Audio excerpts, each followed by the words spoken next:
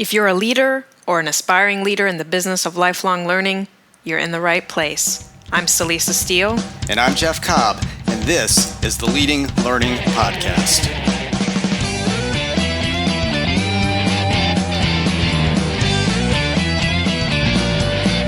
Hey there, welcome to episode 166 of the Leading Learning Podcast. This is the second of two episodes in which we're going back to the archives to present some content that we feel is worth another listen. In this case, we're going to replay my conversation with Barb Oakley, professor of engineering at Oakland University in Rochester, Michigan, author of multiple books, creator of a hugely popular massive open online course, or MOOC, on learning how to learn. Before we revisit the interview with Barb, though, we want to let you know about our sponsor for this episode. And our sponsor for this episode is Learning Technology Design, or LTD, our annual virtual conference designed specifically for those who work in the business of lifelong learning, continuing education, and professional development.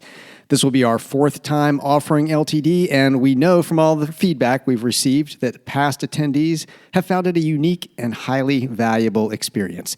Registration is open at ltd.tagoras.com. And we're also offering the opportunity to be a patron for the event, an option that may be of interest to companies that serve learning businesses. You can find out about that by going to ltd.tagoras.com/patron. And we'd like to spotlight some of our current patrons, including 360 Factor, Authentic Learning Labs, Avalar, Bench Prep, ComPartners, Digitel, EventGuard, Ethos CE, Review My LMS, and Web Courseworks.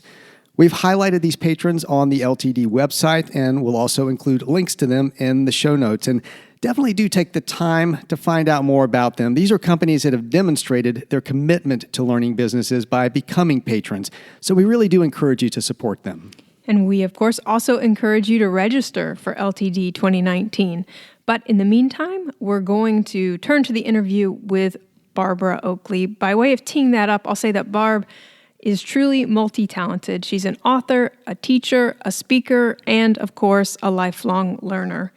Barb and I talked about learning how to learn, a MOOC on Coursera that had been taken by about 2 million folks when we talked, and that number is certainly higher at this point.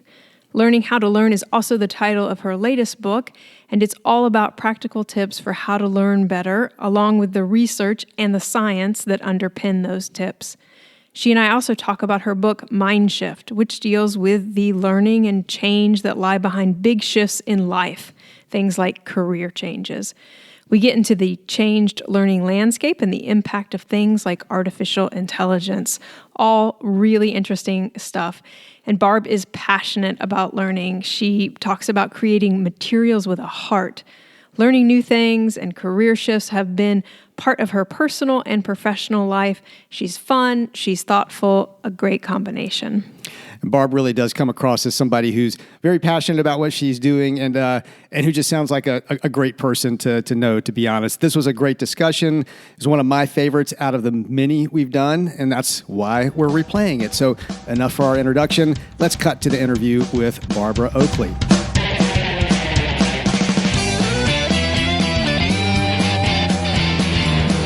Hello out there, I'm Celisa Steele, and this is the Leading Learning Podcast. Today, I'm very excited to be joined by Dr. Barbara Oakley. Barb is a professor of engineering at Oakland University in Rochester, Michigan, and a distinguished scholar of global digital learning at McMaster University in Ontario. She's an accomplished speaker, and in fact, when I first reached out to her about this interview, she had to defer a little bit because she was heading into some heavy travel for speaking. She's also the author of many books, including A Mind for Numbers and most recently, Mind Shift. And she has a new book coming out in 2018 called Learning How to Learn. And yes, that's the same name as the wildly popular massive open online course that she co-created. That MOOC, Learning How to Learn, has been taken by 2 million students from over 200 countries, and that makes it the most popular course on Coursera and arguably in the world. So, Barb, thanks so much for making time for the Leading Learning Podcast. Oh, Celisa, it's such a pleasure to be here. Thank you for having me. And so I condensed all of your work and your many accomplishments down to just a few sentences and seconds. And so I want to start off by giving you the chance to say a little bit more about yourself, about your background and your interests.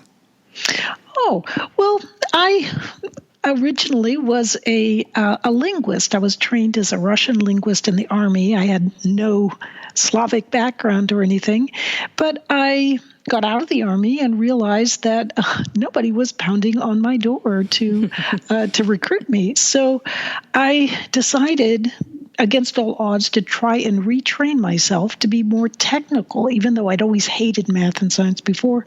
And lo and behold, I am now a professor of engineering. So I'm fascinated by learning, by the neuroscience of learning, and how wildly different disciplines have an underpinning that that is united by how our brain works and learning how our brain works. And so that's been my fascination, and I am fascinated by online learning materials, as you might gather after the surprise of the success of learning how to learn, and my second MOOC, which is Mind Shift, both of which I've done with Terence Sanowski, the Francis Crick professor at the Salk Institute. So it's a fun journey, and there's even more fun stuff ahead. Yes, I have no doubt. And as we've talked about, that Learning How to Learn MOOC has been hugely popular. 2 million people have taken it. And I know that in Mind Shift, the recent book, you devote a chapter to talking about the MOOC making experience. And you share that it wasn't terribly expensive to make that MOOC. I think you say under $5,000. I know you personally edited a lot of the video. It sounds like you were somewhat surprised by the popularity of the course. So, to what do you ascribe its popularity? Oh, good question.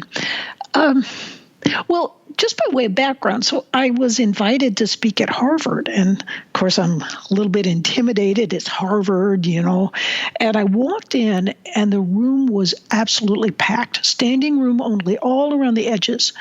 And I thought, why on earth is there so much interest?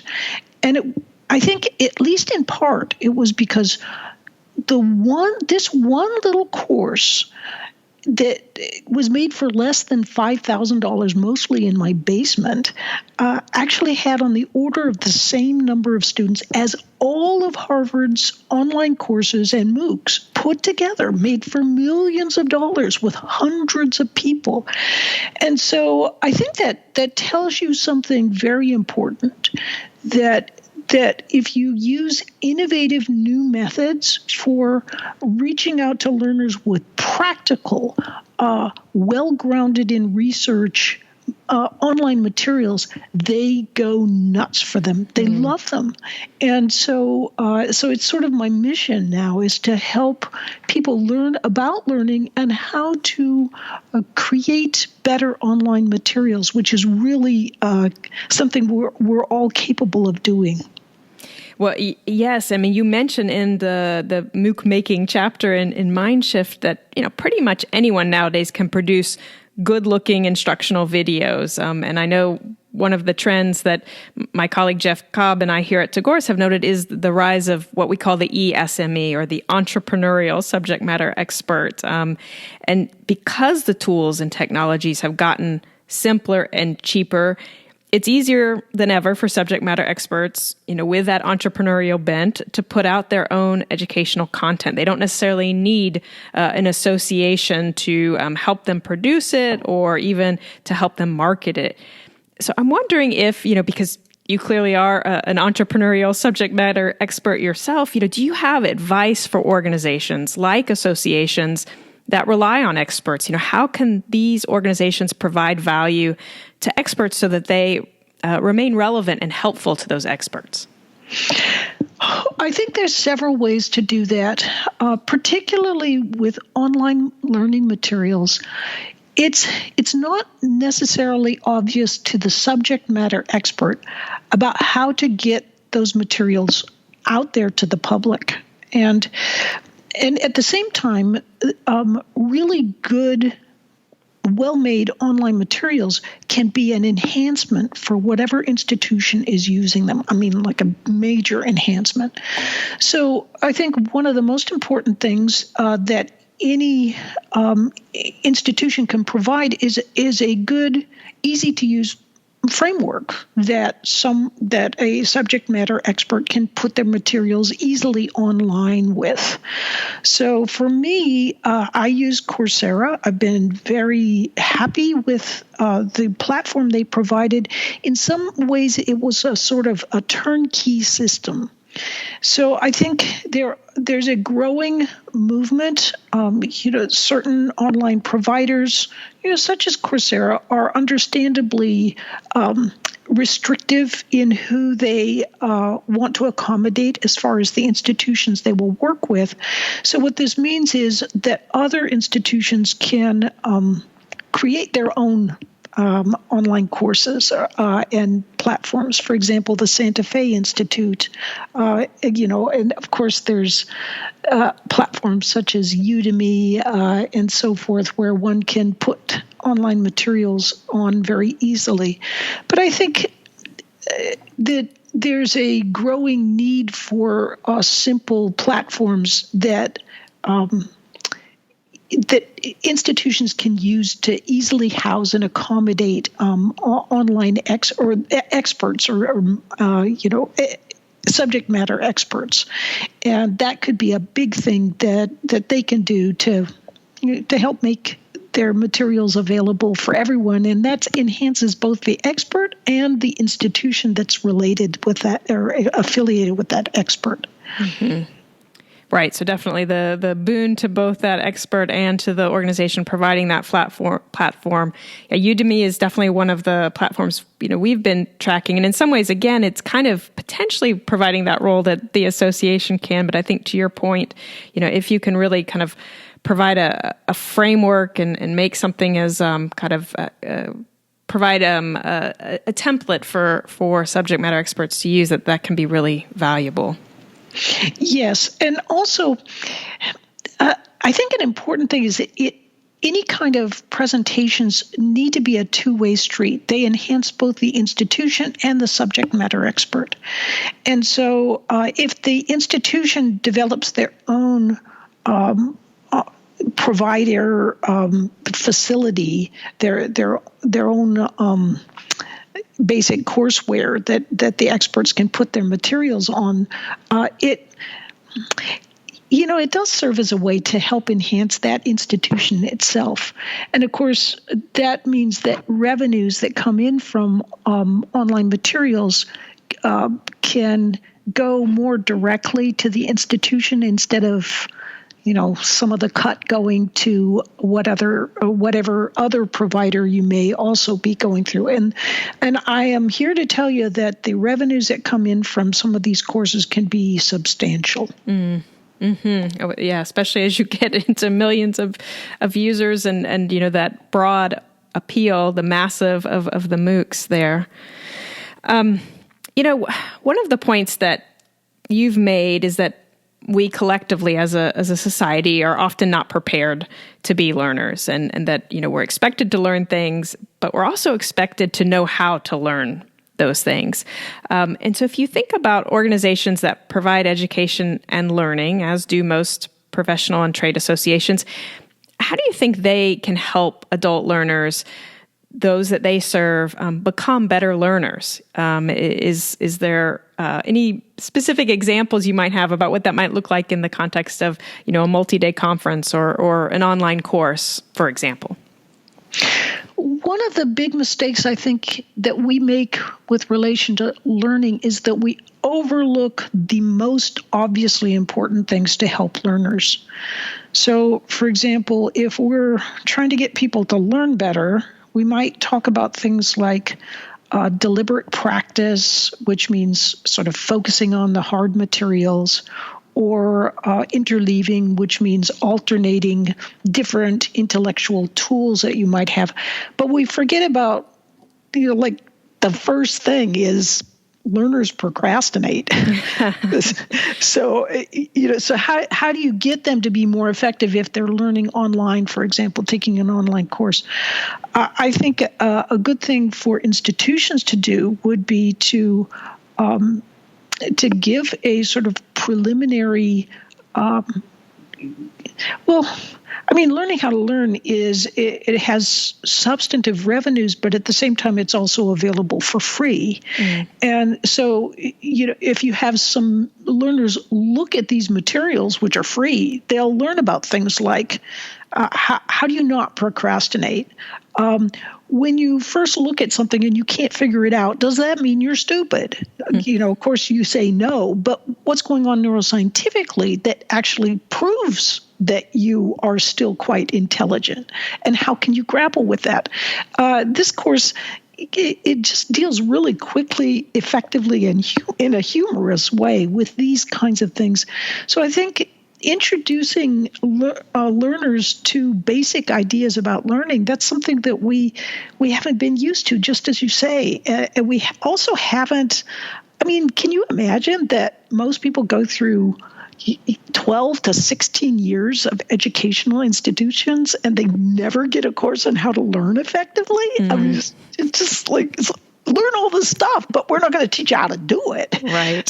So when I'm teaching, for example, probability and statistics for engineers, it's amazing how easy it is to take for granted that students know they should actively solve a problem when they actually don't. They think if they just look at it, magically their little dendritic spines will begin to grow.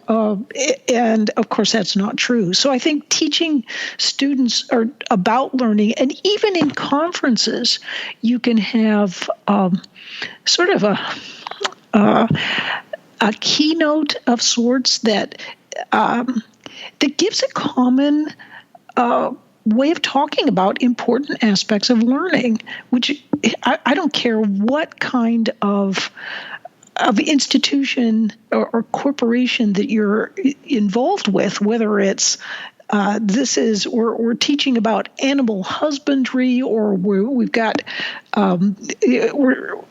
we're affiliated with Coca-Cola, or whatever you've got.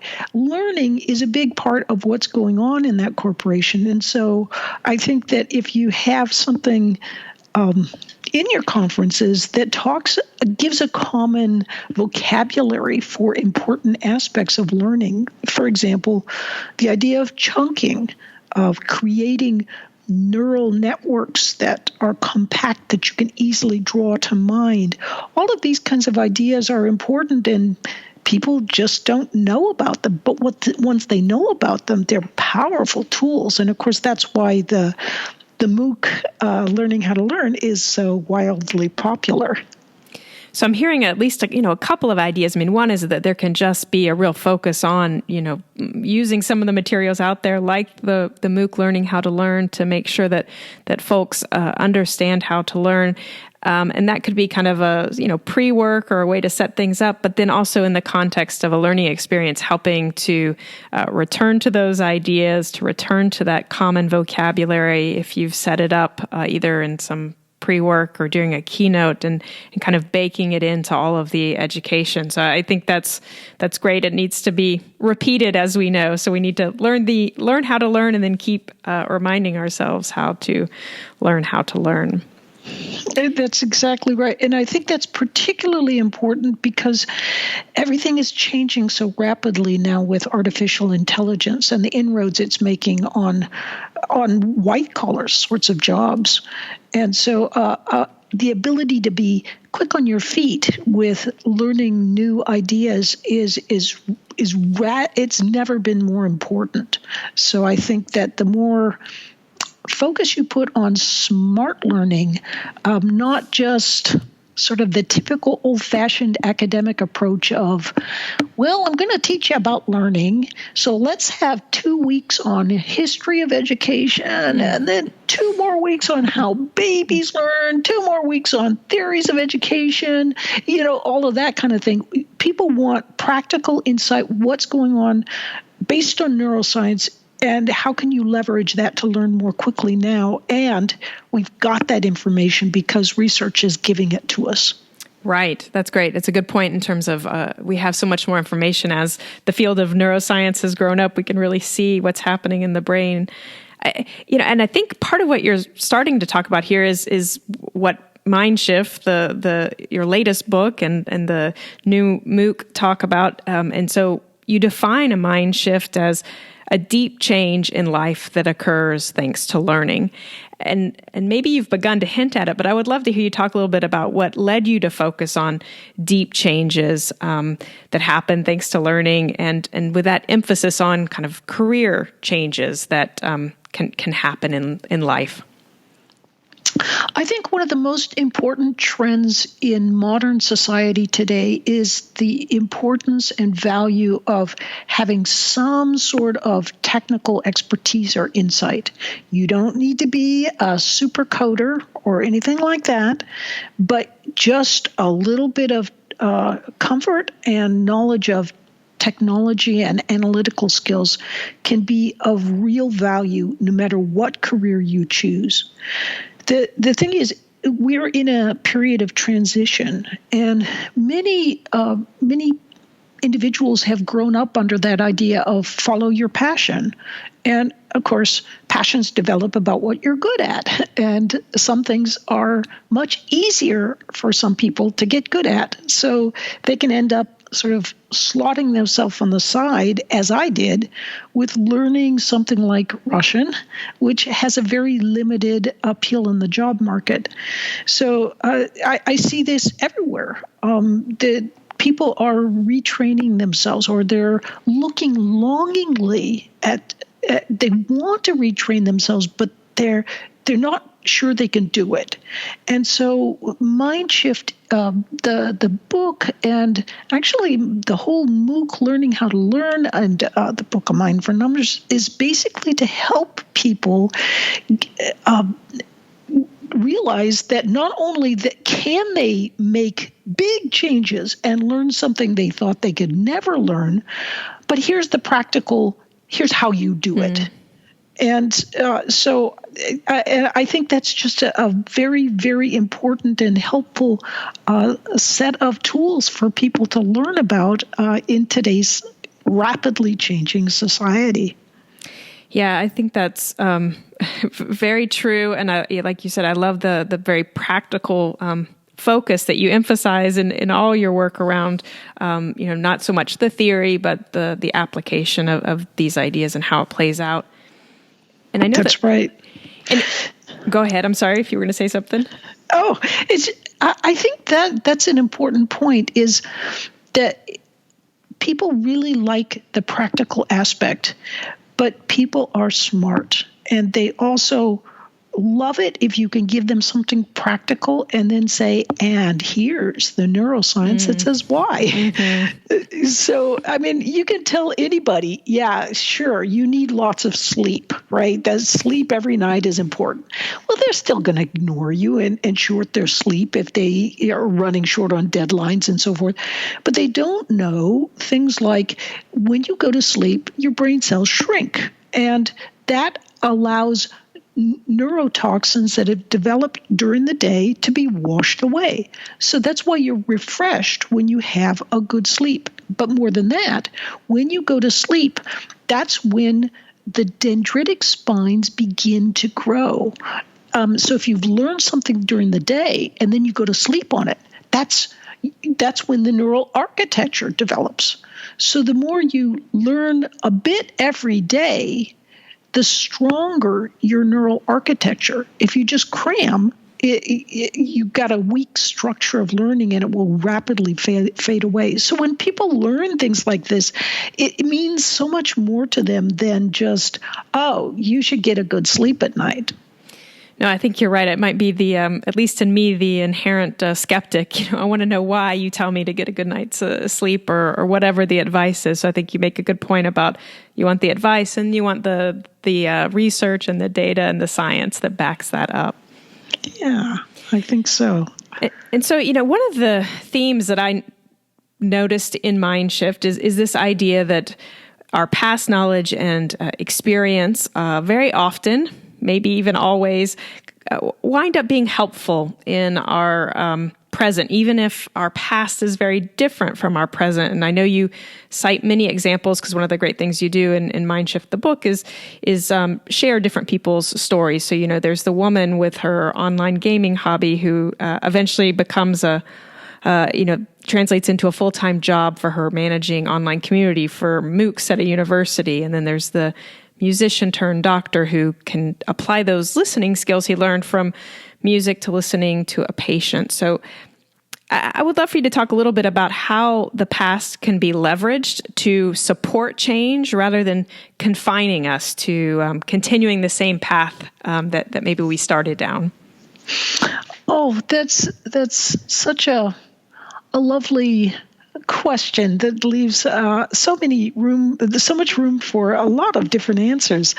One thing is that, someone told me once that they said, whatever you might learn about, you will be surprised that it will come in handy someday. And I thought, no, come on now. And I have been struck over the decades at how often that comes true. I mean, even if I look at things like, you learn Russian, okay, well, when's that going to come in handy if you're, trying to study in math and science? Well, it turns out that my learning Russian actually taught me a very important metacognitive skill about how do you chunk data, how do you create neural structures that you can call on and quickly put into use. And when I took the same sort of learning techniques that they had used at the Defense Language Institute to teach me Russian, and I applied those same techniques to learning math and science, it worked. That actually was the key to helping me break through and learn effectively in math and science. Was it everything? No. I if I known then what I know now, I could have been even more effective as a learner. But so often we'll learn, if you learn something well, there's all sorts of ways that it can help you in another area. And this is why it's important, I believe, for us to remain open and flexible in our learning. And what I mean by this is, let's say that that your work involves investing and you want to help investors do really well. So you try to read every book on investing. You're an expert on investing, right? That's your focus. Well, guess what? Every other expert on investing is going to be reading exactly the same books. Mm-hmm. And so it's harder for you to be creative in what you're looking at. And more than that, you can get kind of stuck into what's called Einstellung, or functional fixedness, which means that you get used to one way of looking at things and you can't sort of jump out of that and see in fresh ways. So a good way to prevent that from happening is take a little bit of time. Doesn't need to be a lot, but just a little bit of your time, and start learning something completely different. I don't care what it is, whether it's Finnish or you're learning about Japanese manga or you name it. Whatever it is, as long as it's really different, what that'll do is that will help build creativity, like flexibility in your thinking, because you're thinking about something very different. But also, through metaphor, you can bring ideas from this other area into your fundamental area and be more creative. This relates to an idea or a theory called neural reuse theory, which is that once you create a certain sort of pattern in your brain involving one skill or one subject area, you can more easily transfer that pattern and use it in a completely different area, and it can work. But you only can do this if you try to do something. Always keep your brain a little fresh by learning something different, something new.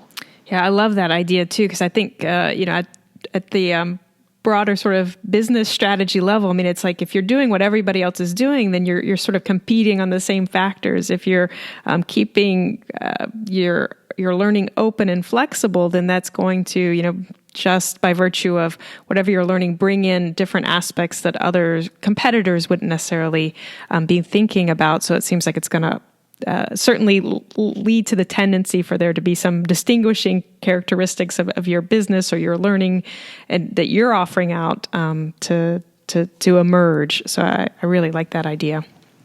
Bingo. I think you've summarized it better than I did.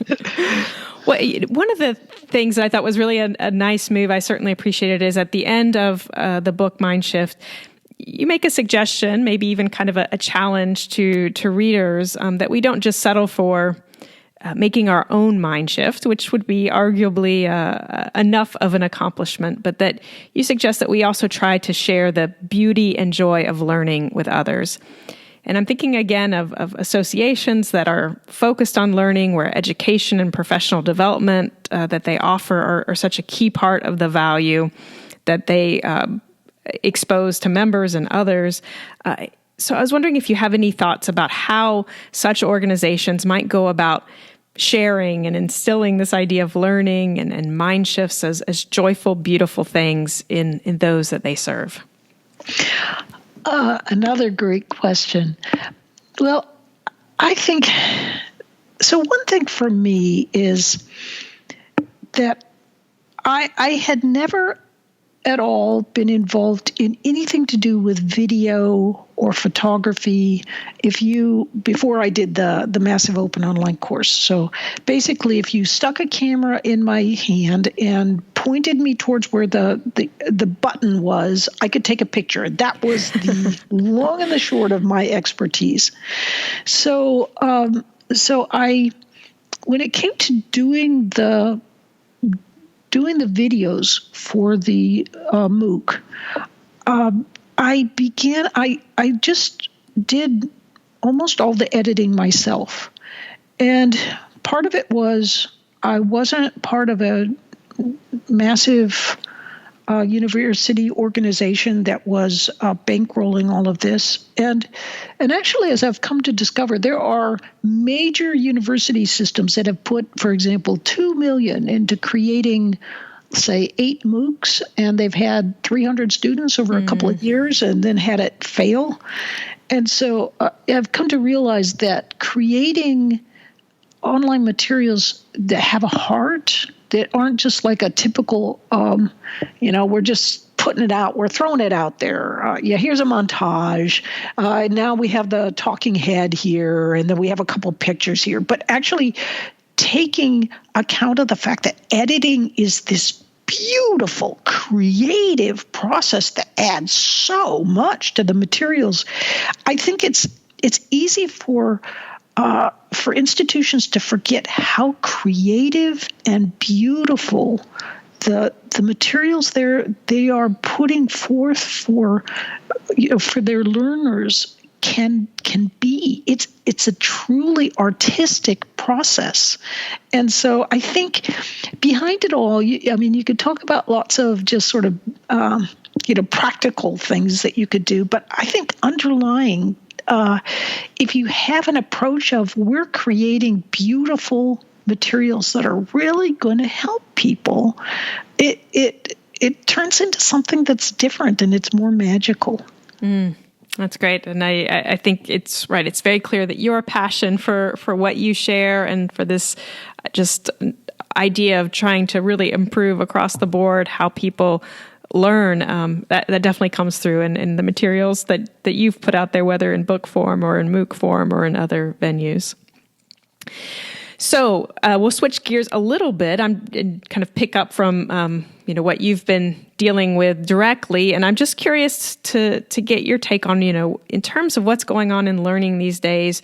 What excites you the most, and maybe related to that, what topic or phenomenon do you want to learn more about?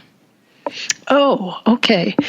Well, the big project I'm working on now is, it just absolutely amazes me that there are no good materials for kids out there on how to learn effectively. So a lot of the ideas that I share are about how to learn effectively are not only like super powerful, but they're easy to understand. They're so simple that kids can understand them easily. And imagine the leveraging effect of teaching kids when they're 10 years old as opposed to when they're 20 about how you can learn effectively, and that, hey, if you don't like math to start with, guess what? Here's some tricks that can help you. It can open great new career doors especially for the disadvantaged. And so I think that's what I'm working on now is developing a curriculum, a book for kids that'll be coming out in, August of 2018, called Learning How to Learn, but also a parent-teacher workbook, how to use these materials. And of course, a big part of it is humor. Gotta have some fun in there. So there's lots of fun. There's great neuroscience, but there's also some funny cartoons. And I don't care if you are 55 years old and a CEO of a major corporation, you will learn a lot about learning from these very simple but very impactful ideas. So for me, though, now I think working on that is a passion, but also I often teach around the world about how to do truly effective online learning that doesn't just make people continually drag their attention back to the screen, but actually their attention's riveted on the screen because they can't help it. You're doing this bottom-up sort of compelling of attention because it's just so intriguing. I love sharing information about how to create online materials that help do that. And knowing what we know about neuroscience and applying that can help make superb online materials that is, in many cases, far better than what's currently available. We're still in the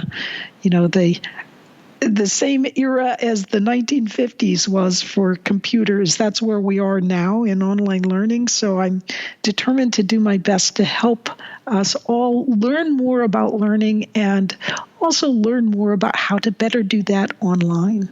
Well, that's great. I can't wait for that curriculum to come out, especially the parent and teacher companion part. I've shared some of what I've learned through your materials with my 10-year-old son. The Pomodoro technique is one that he uses now with his homework, especially when it's a topic that he's not necessarily that motivated around. Yep. That's a good thing. People don't know that when you think about something you'd rather not do, it activates the pain centers of the brain. So the Pomodoro is a great way to get around that.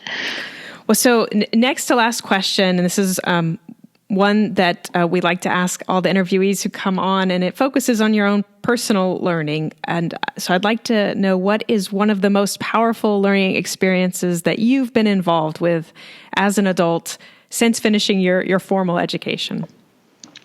Oh, I think it's learning how to make online materials. It's kind of funny. About 25 years ago, this professor I was taking let's be charitable. He was the worst professor I ever had. He was just awful. And I remember the students in class were kind of sitting around, and he'd boxed himself in a corner with some kind of silly derivation where he'd gone off track, and they were talking about television shows. And so I didn't watch television. I was pretty much too busy. And there is kind of a snootiness in academia about we don't watch television. And sure enough, the professor overheard them, and he wheels around and he says, television. He says, I never watch television. And I remember looking at him and going, I think I better start watching television. And so I did. I mean, it was just a little bit. My hubby and I would sit sometimes and watch a show and kind of follow it through and things like that. And what I think that did was that helped kind of build in my subconscious, how do you make great video edited materials? I mean, it wasn't that I was sort of going into video blind. In some sense, I did. I mean, it wasn't like I was some big expert, but there was something that I was gathering through all those years of just a little bit of television watching. And I think it's just funny. You were saying, you were asking about sort of things that you've learned that can come in handy in completely different contexts. Mm-hmm. And that's definitely one of them. But I think video is really the bee's knees as far as there's going to be some great new techniques out there. And I think instructional design and teaching about learning and learning online is where it's all at. Well, great. So, last question. If listeners want to know more about you and your work, where would you have them go? Oh, go to my website, barbaraoakley.com, and you'll see all sorts of information there about anything you might be interested in. You can learn about when I met my husband at the South Pole Station in Antarctica, or working out on Soviet trawlers up in the Bering Sea, where I as with many sort of Russians, had some great drinking experiences and so forth. So anyway, there's lots there, and I really appreciate you having me on the show. Your questions are so penetrating. It was wonderful to be able to explore these areas with a depth that I'm not usually able to do. Oh, well, thank you so much for making time, Barb. I really appreciate it, and I really enjoyed the conversation. Oh, thank you, Celisa. That wraps up our interview with Barb Oakley. To get show notes for this episode, just go to leadinglearning.com/episode 166. When you check out the show notes, you're going to see various options for subscribing to the podcast. And if you're getting value out of what you hear, we would be truly grateful if you would subscribe, as it helps us to get some data on the impact of what we're doing. We'd also be grateful in this season of giving if you would take just a minute to give us a rating on iTunes or on whatever service you use to listen to the podcast. For iTunes, just go to leadinglearning.com/iTunes, and that'll put you in the right place. And Celisa and I personally appreciate your rating and review, but more importantly, reviews and ratings play an important role in helping the podcast show up when people search for content on the business of lifelong learning.